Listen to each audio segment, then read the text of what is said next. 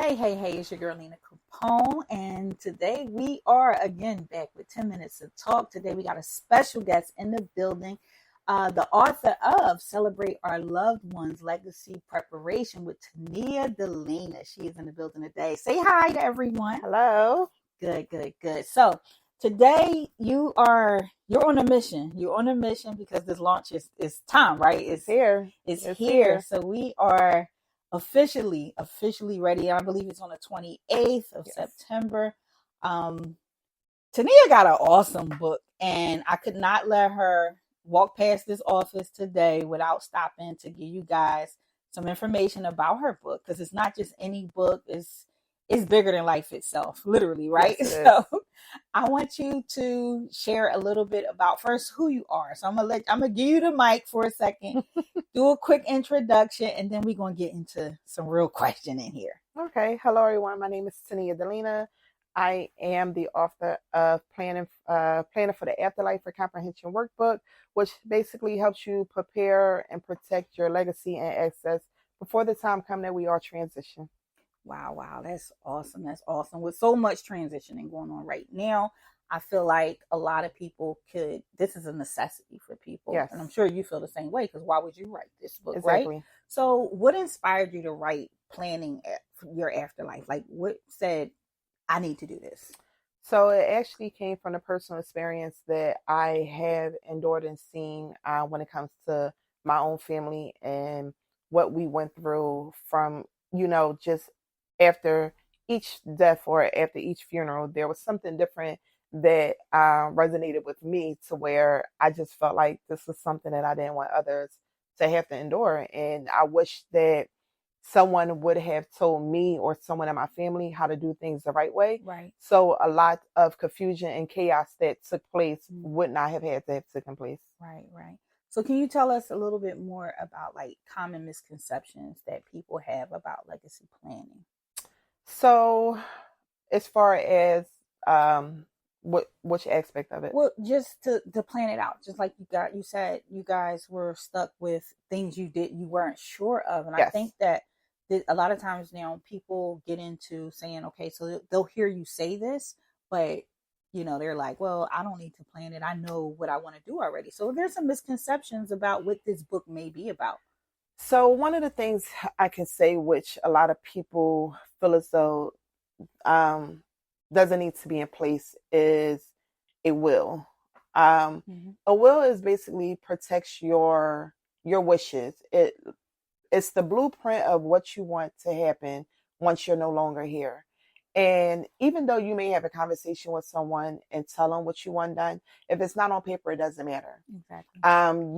We all work, we get up, we work these jobs, we put into these jobs. But if you don't put in place what you want to happen with your 401k, you're off. Or even, stock or small things, you leave it up to your government to make the decision on what's going to happen to it. Absolutely. Which then causes chaos, because now your family is fighting for what they feel as though is their rights. But if these things would have been put in on paper and the ink would have dried, then there wouldn't be the need of court legal system, because it's right here in black and white. Absolutely. So your event, so when is your event? My event is actually next Saturday, September the 28th. Okay. So, but it's more than a book launch. It's Yes. a celebration of loved ones. I want you to talk about that. So the celebration of the loved ones come in. One, it ties into two parts. One, it's my birthday. Okay. It's my birthday weekend. So that's celebration of life, the living while we're here. And then it's celebration of loved ones is actually just taking that moment to let everyone kind of reminisce and talk about a loved one that that they may have lost. And it's they're not here, but we always think about them. Absolutely. So which leads me to my next question: how do you envision the event actually impacting those who actually attend? So those who show up, what are they leaving with? So they're not just leaving with the workbook; they leaving with knowledge. They leaving with more confidence. They're leaving with information, and also knowing that these are things that other people go through. Right. But once you know. A lot of times we don't know because we don't ask. We don't ask, how do you do? Or we don't, look for things that actually can tell us and show us how to make these decisions easier, because Right. when you lose a loved one, you should be able to grieve at that moment. Absolutely. And a lot of time the grief don't come into play until after you handle the The business. business, And the right, business right. sometimes can take years depending on how much stuff have to be taken care of. So Exactly. this is giving you, a peace of mind. It's giving you the blueprint. You're going to leave there with contact information of who you need to call. And at one point there, at a point, there will be an app that goes along with this to Okay. also give people more research and Okay. outreach to be able to communicate with other people as well and ask Awesome. questions. Awesome. So you're really, really building a network. So aside from what you just went over, because it kind of took me over my next question, but this is good. So what are some additional key takeaways or practical steps that you feel your workbook where people can start implementing right away, day one? What's your recommendation? Because we want to get them excited to make sure they get their copy. Their day one, I guess, will actually be put on paper. Put it on paper. And once you put it on paper, then the outline can start, because it's more than just a will and a trust. We don't think about our social media. What do you want to do with, who do you want to control your social media? Right. Do you want it to stay up for the public? Do you want it to take down? Who do you want to control it? Those are things. So after putting on a paper, then, that's when you do your recording. You can do a recording telling what you want.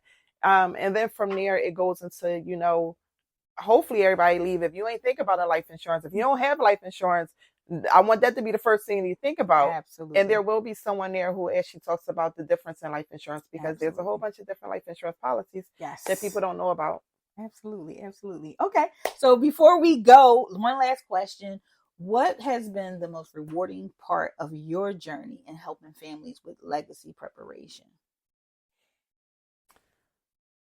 Say that question one more time. So, well, I'm going to rephrase it a little bit. So you've actually done multiple funerals, and I know a little bit about your background, and you're a planner. You are an event planner. So you put these type of things together. I'm sure you helped a million people, because why else would you jump into this?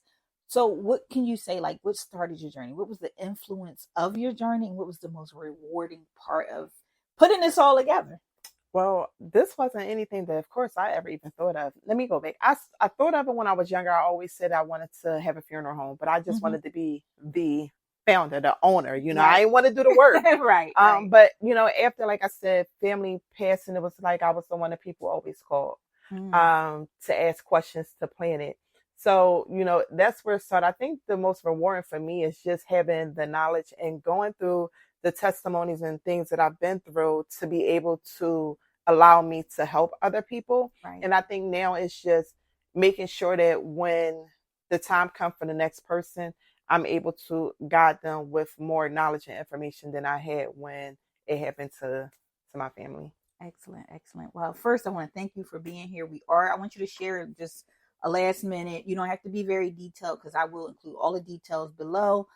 For everybody listening, make sure you reach out. All the information is there. If you can't make it to the event, be sure to reach out to her, because it will be everywhere online, available to all of you. So if you could just kind of give you a shout out, how they can find you, where they can get, check out the website, all of the good stuff. Yep. So you can check out the website at legacypreparation.com. You can also find me at Legacy Preparation on Instagram. If you need to call me, you can call my business line, 267-225-4787. Excellent. And tell us about the event. We need the location, because those in the Philadelphia area, you have to come out. This is a no-brainer. Come out. It's going to make all the sense in the world. Yeah, so it is actually going to be at 5245 Germantown Avenue. The event starts at 6:00. You can go on my website and purchase your ticket. It's not just going to be me talking. You're going to hear me talking, but you will hear from panelists, and we will end it on a positive note with some music, eating, and having a good time. Excellent. Well, I want to thank you for stopping and letting me do this interview real quick. Thank you for doing it. I appreciate you. And you guys tap in. This is the most valuable experience you can have. And if you have any questions with me, I'm always here to answer them. Again, thank you again for tuning in to another 10 Minutes to Talk. Thank you.